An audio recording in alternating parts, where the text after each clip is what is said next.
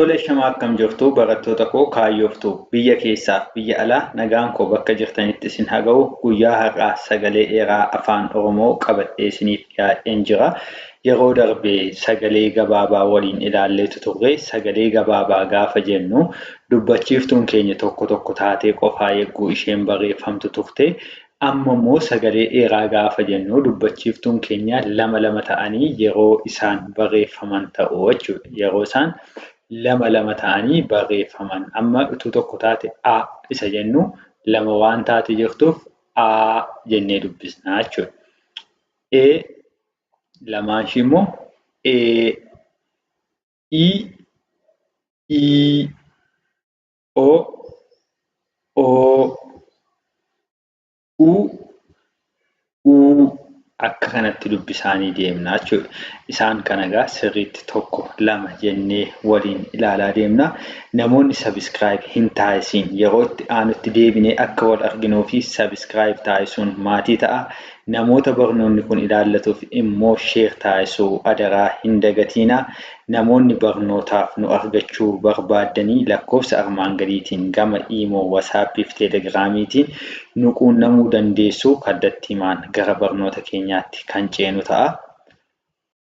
Egaa asitti hagam akka inni dheeratuuf hagam akka inni gabaabbatu isinitti himeen jira.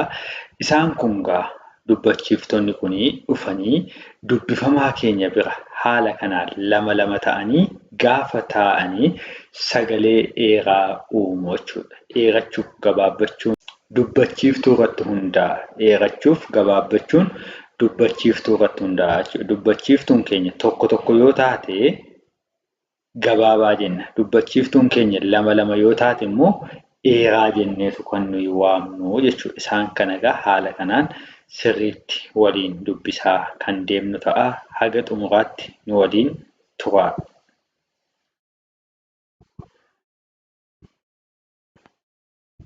A, E, I, O,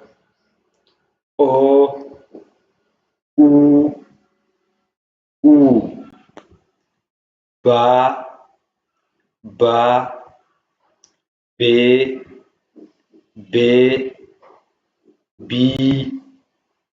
Bi, Bo,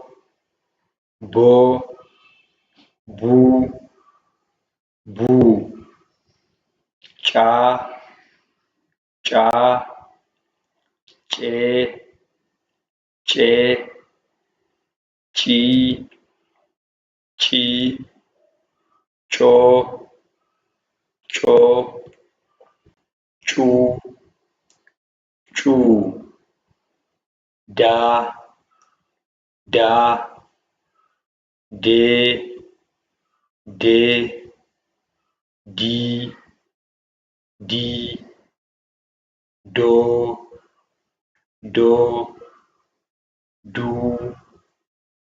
Du, Fa, Fe, Fi,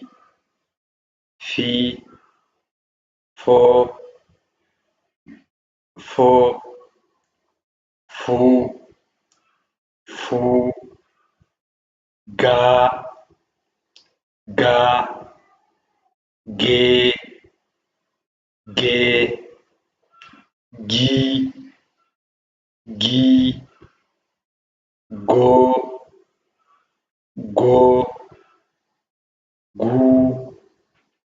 Gu, Ha, He,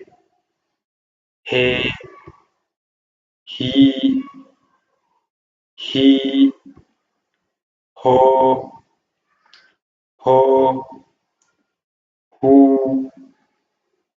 Hu, Ja, Je,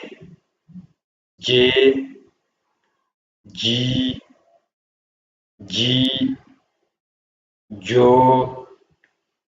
Jo, ju, ju,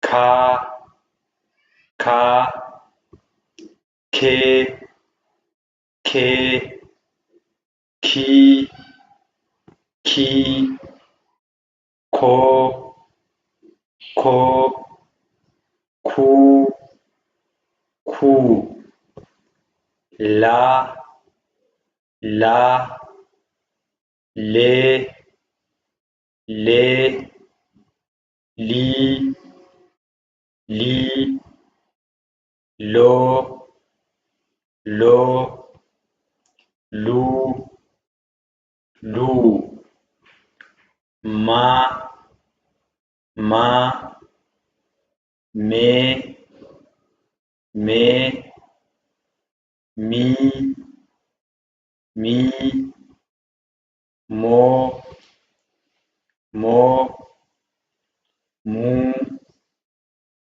mu, na, na, ne, ne, ni, ni, no, no, nu, nu,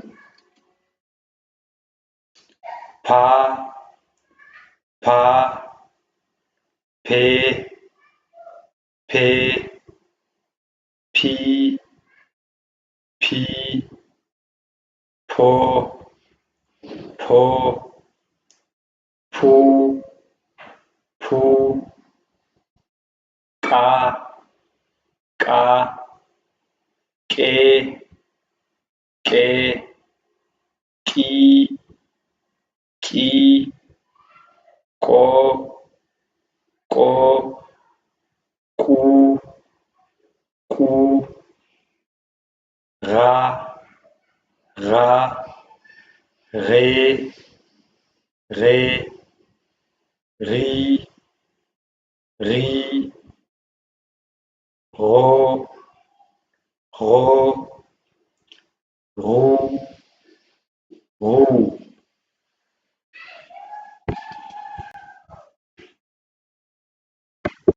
sa, sa, se, se, si, si, so, so, su, su, ta, ta, te, te, ti, ti, to, to, tu, tu, va, va, ve, ve, vi, vi, vo, vo, vu, vu, wa,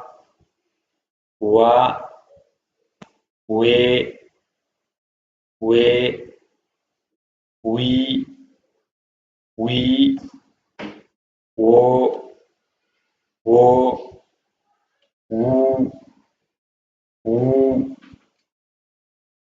ta, ta, te, te, ti, ti, to, to, tu, tu, ya, ya, ye, ye, yi, yi, yo, yo, yu, yu, za, za, ze, ze, zi, zi, zo, zo, zu, zu,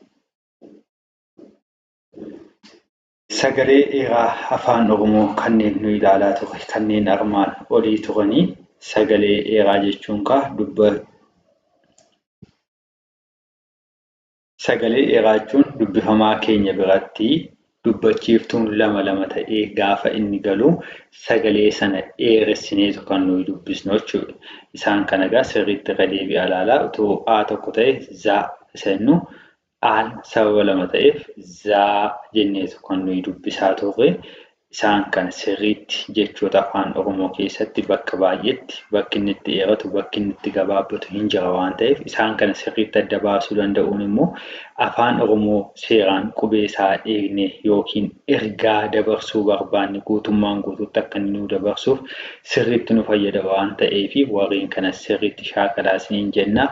Barnoota keenya kutaa itti aanuutiin jecha sagalee dheeraa isiniif qabanneetu dhufna. Isa kanaatiif kutaa itti aanu hordofuu hin dagatinaa isiniin jenna. Hagasitti nagaan nuuf turaa. Fayyaa ta'a.